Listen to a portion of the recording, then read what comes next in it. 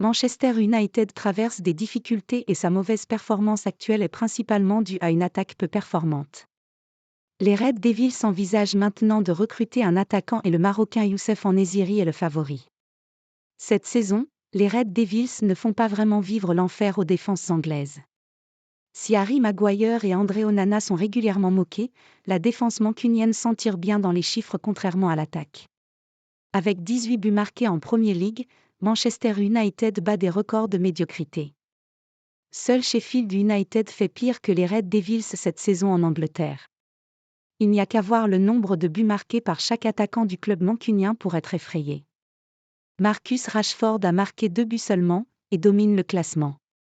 Garnacho et Martial ont inscrit un but chacun alors qu'Anthony, Ogelin et Pellistri ont toujours le compteur bloqué à 0 en championnat.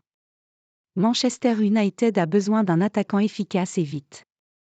En-Nesyri à 18 Man United proche de craquer. Les médias anglais annoncent déjà des mancuniens très actifs dans ce secteur au mercato hivernal.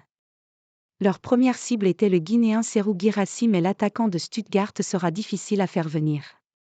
Manchester United se rabat donc sur le Marocain du FC Séville, Youssef En-Nesyri comme l'annonce notamment Sky Sport. Le quotidien The Sun lui emboîte le pas et annonce une offre de 18 millions d'euros, 16 millions de livres sterling exactement, en préparation. L'attaquant de 26 ans performe avec Séville, 9 buts toutes compétitions confondues, cette saison et il avait été très en vue au Mondial 2022. Son transfert est bien plus réaliste que Guirassy car Séville connaît des difficultés financières, ayant perdu 90 millions d'euros sur les 3 dernières saisons. En-Nesyri sera d'autant plus facile à convaincre que le FC Séville est aussi à la peine sportivement avec une médiocre 15e place en Liga et plus aucune Coupe d'Europe à jouer.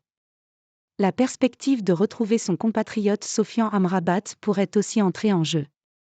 Seul point noir, Youssef En-Nesyri s'apprête à disputer la CAN avec le Maroc et ne sera pas disponible avant la fin janvier dans le meilleur des cas.